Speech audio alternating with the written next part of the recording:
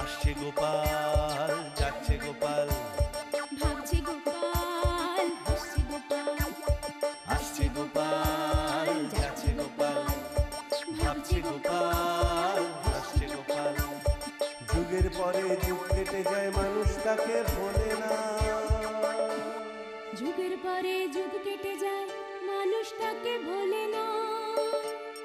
চলে না রে, চলে না রে, চলে না রে, চলে না, চলে না রে, চলে না রে, কাকে ছাড়া চলে না। কে সে পরিচয় কি তার? হাসির রাজা, জ্ঞানের রাজা, রসিক রাজা গোপাল ভাঁড়। হাসির রাজা, জ্ঞানের রাজা, রসিক রাজা গোপাল ভাঁড়। হাসির রাজা, জ্ঞানের রাজা। কৃষ্ণনগর আর খাম্বাজ রাজ্যকে একসাথে জব্দ করার একেবারে উচিত সময় চলে এসেছে। বলো কি? তাহলে আর বলছি কি, কৃষ্ণনগরের মন্ত্রীর কাছে খবর পেয়েছি গোপাল নাকি কৃষ্ণনগর ছেড়ে তার মাসির বাড়ি গেছে 15 দিনের জন্যে। তাই নাকি? তাহলে তো প্রতিযোগিতাটা এক্ষুনি শুরু করে দিতে হবে। হ্যাঁ হ্যাঁ হ্যাঁ, ঠিক তাই। তাহলে কৃষ্ণনগর আর খাম্বাজ রাজ্যে খবর পাঠাও, 1 সপ্তাহের মধ্যে ধাঁধা প্রতিযোগিতা। যে রাজ্য এই প্রতিযোগিতায় আসবে না তার রাজ্য আমার হয়ে যাবে। হ্যাঁ, কিন্তু আপনার কবি হওয়া? পরে দেখা যাবে, দরকার পড়লে আরেক জন্ম অপেক্ষা করব, কিন্তু আগে ওদের জব্দ করতে চাই। ঠিক তাই, ঠিক তাই, ঠিক তাই। তাহলে দূতেদের দিয়ে সব রাজ্যে খবর পাঠাই। হ্যাঁ হ্যাঁ হ্যাঁ, শুভস্য শীঘ্রম। আহ আহ, কি আকাশ, কি বাতাস, কি পুলক, কি ঢোলক।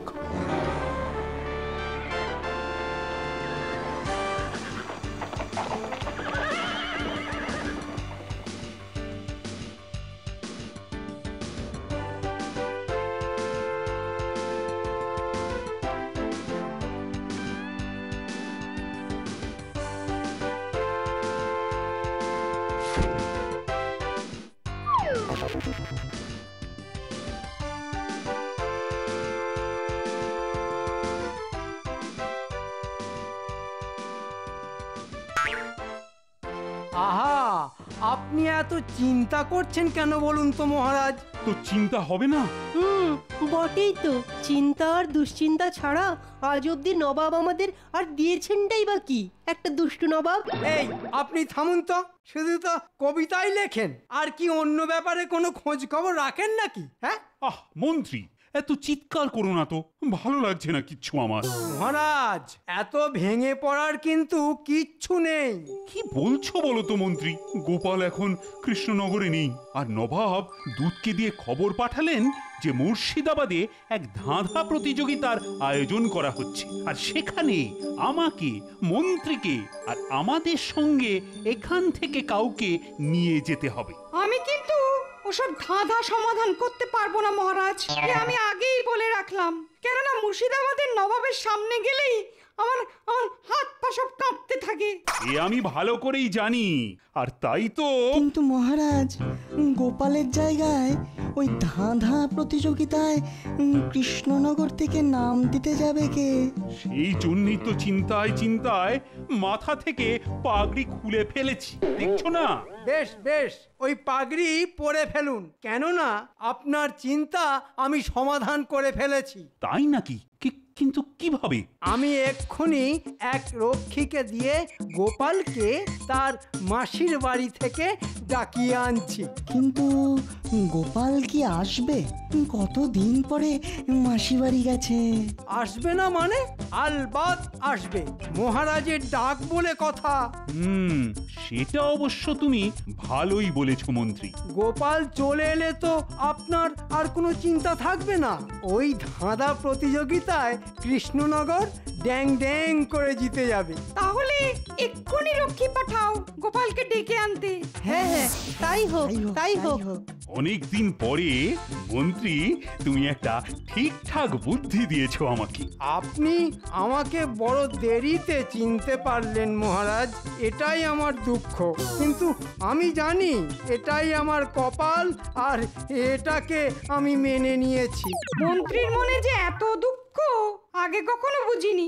আহা, মন্ত্রী মশাইয়ের এত কষ্ট, কিন্তু মহারাজকে মন্ত্রী মশাই কিন্তু সত্যি খুব ভালোবাসে। কিন্তু মন্ত্রী কি সত্যি গোপালকে নিয়ে আসবে কি জানি, দেখা যাক কি হয়। তাহলে মহারাজ রক্ষীকে রওনা করিয়ে দিই। হ্যাঁ হ্যাঁ, অতি সত্বর, এক্ষুনি।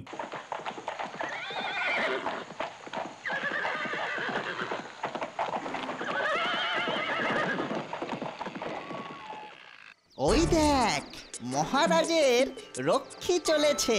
চল চল, বেটাকে ধরে এক্ষুনি ওই গাছের সঙ্গে বেঁধে ফেলতে হবে।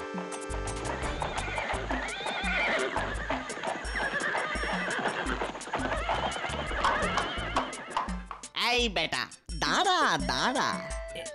কি তোমরা আমার পথ আটকে দাঁড়ালে কেন? হ্যাঁ, এবার যে তোকে ওই গাছের সঙ্গে বেঁধে রাখবো মানিক।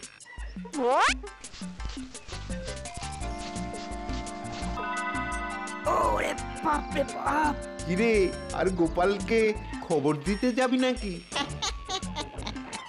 যা না যা, কি করে যাস এবার দেখি। চল চল, আমাদের কাজ শেষ। হ্যাঁ, এবার আমাদের টাকাটা বুঝে নিতে হবে মন্ত্রী মশাইয়ের কাছ থেকে। হ্যাঁ হ্যাঁ, চল, দেরি করা যাবে না। দেরি হলেই মন্ত্রী মশাই আবার ওই ধানাই পানাই জুড়ে দেবে। বেটাকে একেবারে বিশ্বাস নেই। তাহলে তাহলে এসব ওই মন্ত্রী মশাইয়ের শয়তানি। এ কি মহারাজ, এখনো মাথায় হাত কেন? বুঝতে পারছেন না আপনি? না তো, আমি তো রক্ষীকে পাঠালাম গোপালকে ডেকে নিয়ে আসতে। সে তো পাঠালেন, কিন্তু রক্ষী বা গোপাল কারোরই তো দেখা নেই। বাবা, আসবে কি করে? খবরই তো পাইনি বেটা টেকোটা। কিন্তু মন্ত্রী মশাই যেন হাসলেন মনে হলো। কি যে বলেন কবি, গোপাল নেই আর আমি হাসবো? মহারাজের থেকে কিন্তু কোনো অংশে কম চিন্তা নেই আমার। হ্যাঁ, সে তো বুঝতেই পারছি। আহ মন্ত্রী, বাজে কথা রেখে এখন কি করা যায় সেটা বলো। কি আবার করব, গোপালের জন্যে অপেক্ষা করা ছাড়া কি আর এখন করতে পারি? হ্যাঁ, সেটা করে যেতে থাকলে তো আর মুর্শিদাবাদের ধাঁধা প্রতিযোগিতায় আমাদের এই কৃষ্ণনগর থেকে আমার সঙ্গে তাহলে কেউ আর গিয়েই পৌঁছবে না। ও মা, তাহলে কি হবে মহারাজ? মহারাজ, ভাত ছড়ালে কাকের অভাব হয় না। তোমার কথাটা তো ঠিক বুঝলাম না। বুঝলেন না তো মহারাজ, আমি বলছি যে টাকা দিলে জ্ঞানী লোকের অভাব হবে না। যে আপনার সঙ্গে এই কৃষ্ণনগরের হয়ে মুর্শিদাবাদে গিয়ে নবাবের দেওয়া ধাঁধার সমাধান করে দিয়ে আসবে। তাই নাকি? পাওয়া যাবে এমন লোক? কেন পাওয়া যাবে না? 1000 টাকা ফেলুন না, দেখবেন আমি কালকেই এমন জ্ঞানী লোককে এনে হাজির করব। মন্ত্রী বেটা আবার কোনো ফন্দি আটছে না তো? ও বাবা, এমন জ্ঞানী লোক যখন তখন পাওয়া যায় নাকি? এই নাও মন্ত্রী, 1000 টাকা। তুমি তোমার জানাশোনা জ্ঞানী লোক জোগাড় করে নিয়ে এসো। আপনি কিচ্ছু চিন্তা করবেন না মহারাজ, কালকেই দেখবেন আপনার সমস্যা সমাধান হয়ে গেছে। উমা, তাহলে কাল ঘুম থেকে উঠলেই অঙ্ক সমাধান। প্রায় প্রায় 2 দিন হয়ে গেল, আর পারছি না। এই রাস্তা দিয়ে তো কেউ আসেও না। হে ঠাকুর, রক্ষা করো ঠাকুর, রক্ষা করো। ওই তো মানুষের আওয়াজ পাচ্ছি। বাঁচাও, বাঁচাও! কি কে চেঁচাচ্ছে মনে হচ্ছে, কিন্তু এই জঙ্গলে আবার কে আসবে? বাঁচাও! এ কি, একজনকে বেঁধে রেখে গেছে দেখছি।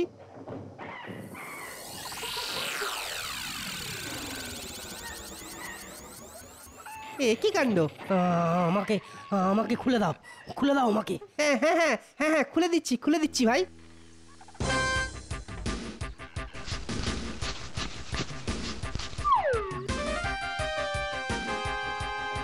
কিন্তু তোমার এরকম অবস্থা কে করলো? আচ্ছা ভাই, কে তুমি? হ্যাঁ, আমি কৃষ্ণনগরের রাজপ্রাসাদের রক্ষী। তোমাকে অনেক ধন্যবাদ। চলি। আরে চললে কোথায়? রাজকার্যে অনেক দেরি হয়ে গেছে। মুক্তি দেওয়ার জন্য অনেক ধন্যবাদ। যা বাবা, ধুর, আমি গানই গাই। পথের নাম নাকি জঙ্গল। তাহলে তাহলে তুমি এখন কি করবে গোপাল দাদা? কি আবার করব, সোজা মুর্শিদাবাদ চলে যাব। হ্যাঁ হ্যাঁ, তাই যাও। মহারাজকে ওই প্রতিযোগিতায় হেনস্থা হওয়ার হাত থেকে তুমি যে করেই হোক বাঁচাও গোপাল দাদা। হ্যাঁ, সেই চেষ্টাই তো করতে যাচ্ছি এবার, কিন্তু তোমাকেও যে এবার আমার সঙ্গে যেতে হবে ভাই। আমি আমি কেন? চলোই না, দেখতে পাবে।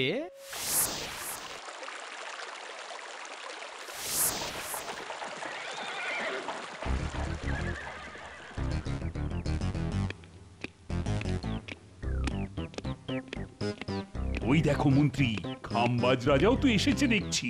কি গো কৃষ্ণচন্দ্র, তোমার গোপালকে দেখছি না যে? গোপালকে না এনে এবার কাকে সঙ্গে করে নিয়ে এসছো কৃষ্ণচন্দ্র? জাহাপানা, ইনি একজন মহাজ্ঞানী। গোপালের থেকেও? বেশ বেশ। নবাব বাহাদুর, শুধু গোপাল কেন, আজ এখানে যে রাজ্যের যত জ্ঞানী এসে থাকুক না কেন, আমি সেরা, বুঝলেন? আমি সেরা। কি গো মন্ত্রী, তোমার আনা জ্ঞানী তো সেরা সেরা করে বাজার ফাটিয়ে দিচ্ছে, তা শেষমেশ মুখ থাকবে তো? আপনি নিশ্চিন্ত থাকুন মহারাজ। আমি এই ধাঁধা প্রতিযোগিতা জিতবো, আর তাও চোখ বুজে, বুঝলেন মহারাজ? আপনি বরং নাকে তেল দিয়ে একটু ঘুমিয়ে আসতে পারেন, কেননা এই সভায় আমি সেরা পণ্ডিত, আমি সেরা জ্ঞানী, আর আমি সেরা বুদ্ধিমান। ও তাই নাকি? আপনি সেরা জ্ঞানী? আলবাত। নাও উজির, তবে খেলা শুরু করো। সবাই শুনুন, ওই যে সামনের ঘর কাটা জায়গায় একটায় খাম্বাজ রাজ্যের মন্ত্রী দাঁড়াবে আর একটায় কৃষ্ণনগরের মন্ত্রী দাঁড়াবে। হ্যাঁ, আমি কি সর্বনাশ! ওদের পেছনে ওদের রাজা আর তার পরামর্শদাতা থাকবে উত্তর দেওয়ার জন্যে। আমি প্রত্যেককে এক এক করে ধাঁধা জিজ্ঞেস করব। যে পারবে তার মন্ত্রী এক ঘর এগোবে, আর একজন যদি না পারে সেই উত্তর যদি অন্যজন দেয় তাহলে তারা দু ঘর এগোবে। ও, এই ব্যাপার? এতে অসুবিধার আর কি আছে? একটু আছে। মানে? যতবার কেউ প্রশ্নের উত্তর দিতে পারবে না ততবার তাকে ওই ডান্ডা দিয়ে পিটানো হবে, আর যে রাজ্য হারবে তার রাজা ও পরামর্শদাতাকে ওই শিকলে ঝুলিয়ে কাঁটা চাবুক দিয়ে 100 ঘা করে মারা হবে। ওরে বাবা, এ যে আচ্ছা ফাঁসলাম, না পারলে আমাকেই ডান্ডা পেটা খেতে হবে। হেরে গেলে এই বুড়ো বয়সে কাঁটার চাবুকের 100 ঘা খেতে হবে। ওরে বাবা, ঘা শুকোতেই যে বছর ঘুরে যাবে। কথা ছিল তো ধাঁধা প্রতিযোগিতার, কিন্তু মারামারির তো কোনো কথা ছিল না। চুপ, বেশি কথা বললে গাড়দে ভরে দেবো। ওরে বাবা, না না না, আমি কিছুই জানি না। ওরে বাবা রে, না না না না না মা, আমি কিচ্ছু জানি না, আমি কিচ্ছু জানি না। আমি জ্ঞানী ফ্যানি নই, আমি একজন সাধারণ লোক। আমাকে মন্ত্রী মশাই জ্ঞানী সাজিয়ে এনেছেন। কৃষ্ণনগরের একটা ঘুঁটি গেল। এই কে আছিস?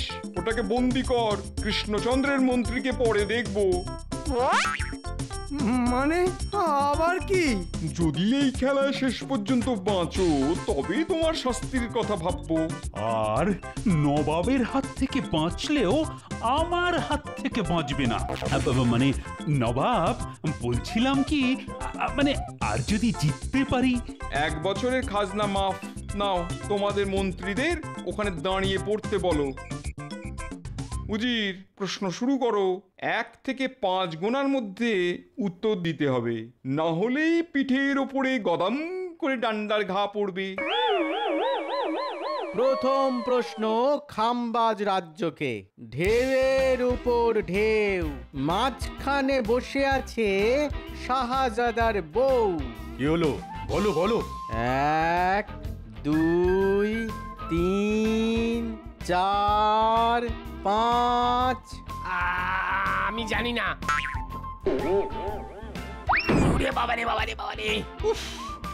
পিঠটা ভেঙে গেল রে। তুমি পারবে কৃষ্ণচন্দ্র? না। উত্তরটা ছিল কচুরি পানা। হ্যাঁ, এবার কৃষ্ণনগরের পালা। ওরে বাবা, যেন ঠিকঠাক উত্তর দিতে পারি। 3 অক্ষরের নাম তার জলে বাস করে, মাঝের অক্ষর বাদ দিলে আকাশেতে ওড়ে। 1 2 3।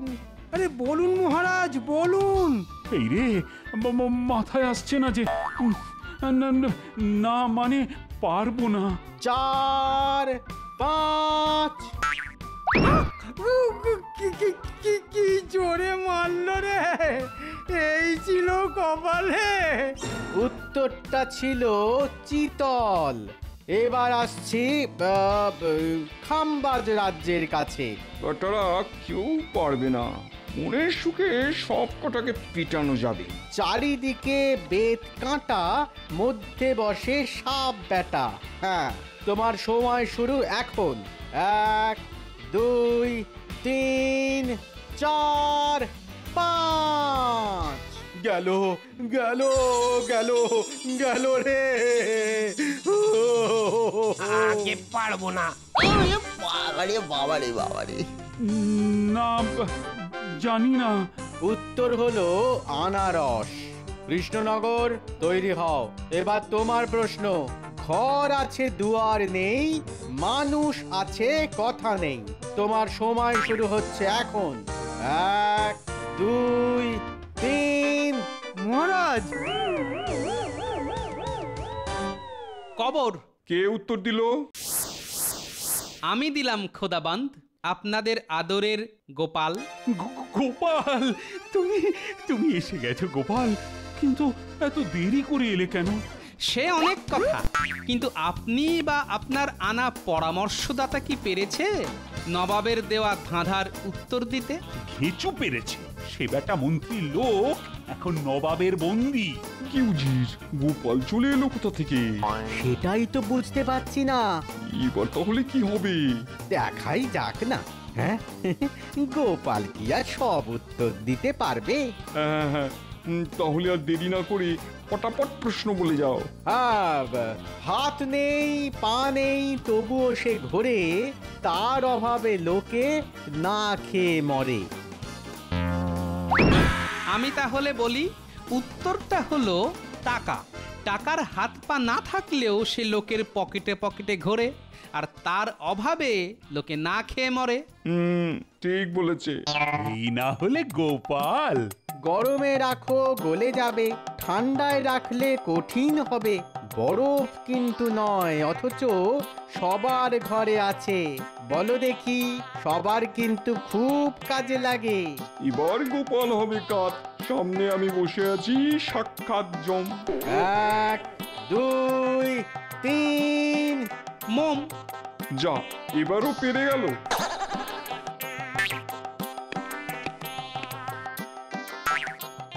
মানুষ নয়, প্রাণীও নয়, সাথে সাথে ঘোরে, লাথি দিলে সেও লাথি দেয় গায়ের জোরে।